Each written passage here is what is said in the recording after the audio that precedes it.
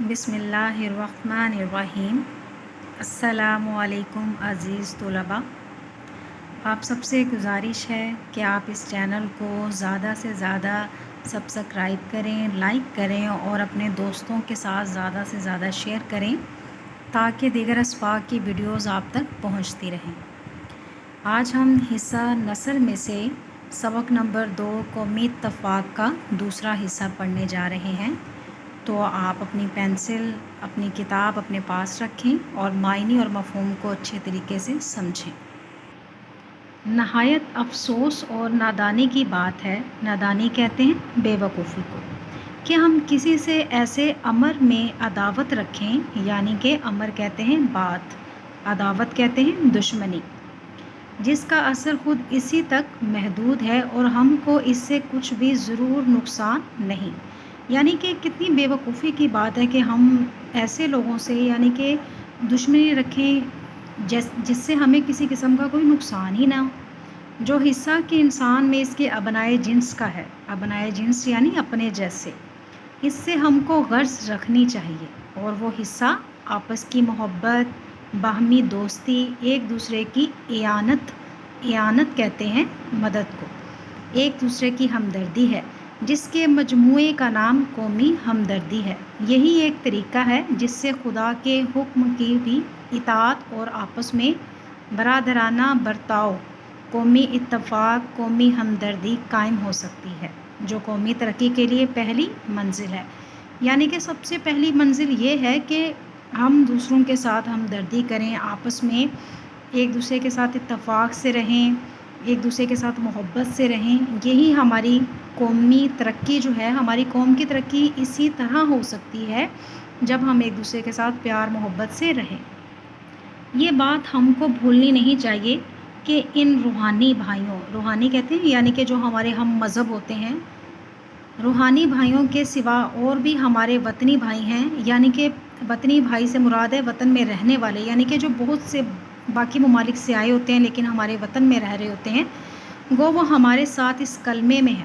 کلمے یعنی کلمہ توحید، جس نے ہم مختلف قوموں اور مختلف فرقوں کو قوم اور آپس میں روحانی بھائی بنا دیا ہے۔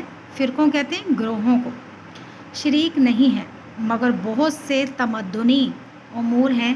تمدنی کہتے ہیں یعنی کہ معاشرے میں جو طریقے ہوتے ہیں رہن سہن کے، اس کو کہتے ہیں، جن میں ہم اور وہ مثل یعنی کہ کی طرح مثال بھائیوں کے شریک ہیں۔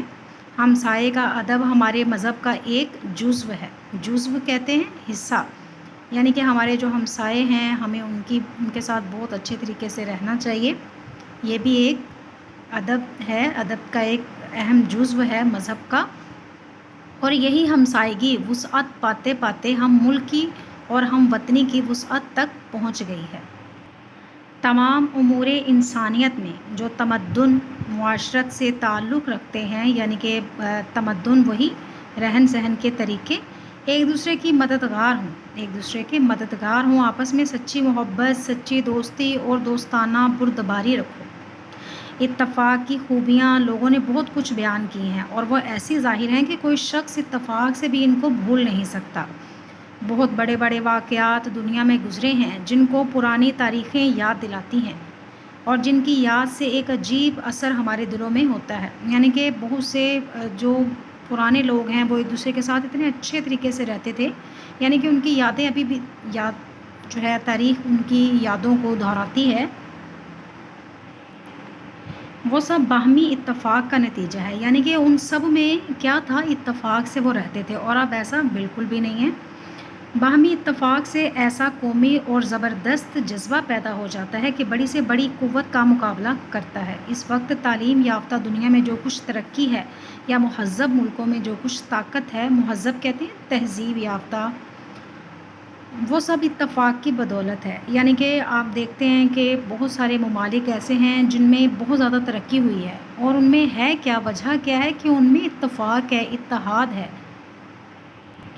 بعض قابل ادب بزرگوں کا قول ہے کہ جس طرح اصلی دوستی دنیا میں ناپید ہے، ناپید کہتے ہیں نہ ہونے کے برابر، اسی طرح آپس کا اتفاق بھی ناممکن ہے۔ ان کی دلیل یہ ہے کہ تمام انسانوں کی طبع طبائع کہتے ہیں طبیعت، اور ان کے اغراض مقاصد، یعنی کہ ان کی جو غرض ہے، ان کے جو مقاصد ہیں، تو ضرور ہے کہ وہ ایک دوسرے کے مخالف ہوں۔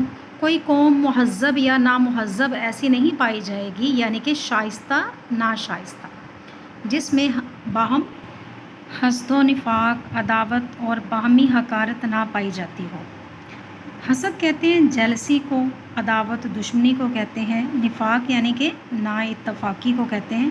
ہاں، یہ بات سچ ہے، مگر جس اتفاق پر ہم بحث کرتے ہیں وہ شخصی اتفاق نہیں ہے، یعنی کہ وہ ذاتی اتفاق نہیں ہے، بلکہ قومی اتفاق ہے ہمارے آپس میں بمقتضائے بشریت کہتے ہیں انسانی تقاضوں کو ضرورت کے مطابق وہ کیسا ہی نفاق ہو جو خدا کے نزدیک ایک سخت گناہ یا قومی برائی کا اثر تمام قوم کے لوگوں پر پہنچتا ہے۔ اس لیے جلب منفعت یا دفع مضرت، جلب منفعت کہتے ہیں یعنی کہ نفع حاصل ہونا، اور دفع مضرت یعنی کہ نقصان پہنچنا۔ مضرت میں سب لوگ متفق ہو جاتے ہیں اور شخصی تنازعات کا اس وقت کچھ اثر باقی نہیں رہتا۔ اس زمانے میں جو سب سے بڑا سبب ہماری قوم کے تنزل کا ہے، یعنی ہمارے زوال کا ہے، وہ یہی ہے کہ ہم میں قومی اتفاق کا خیال نسیم منسیہ ہو گیا ہے، یعنی کہ بھلا دیا گیا ہے اس کو۔ کسی کو بجز بذاتی منفعت کی قومی بھلائی یا قومی منفعت کا خیال بھی نہیں آتا۔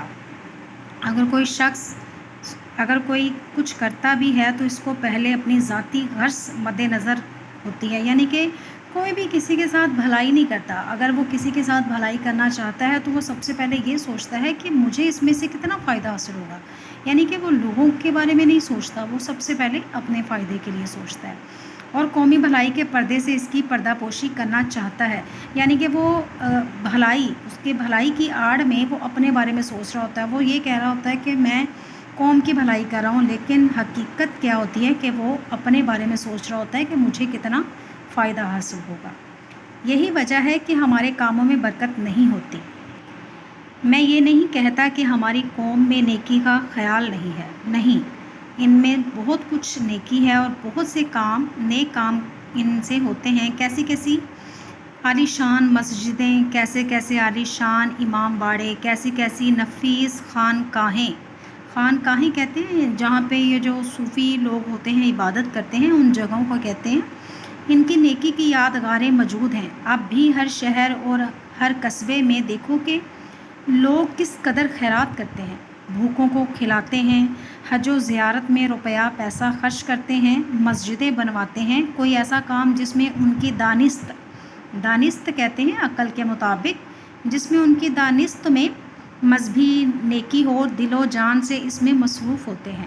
سب لوگ قبول کریں گے کہ اس نیت سے یہ کام کیے جاتے ہیں کہ قیامت میں ان کو اس کا بدلہ ملے گا، یعنی کہ وہ لوگ بھی اگر یہ سارا کچھ کرتے ہیں تو وہ صرف اسی وجہ سے کرتے ہیں کہ ہمیں قیامت کے دن اس کا اچھا صلہ ملے گا۔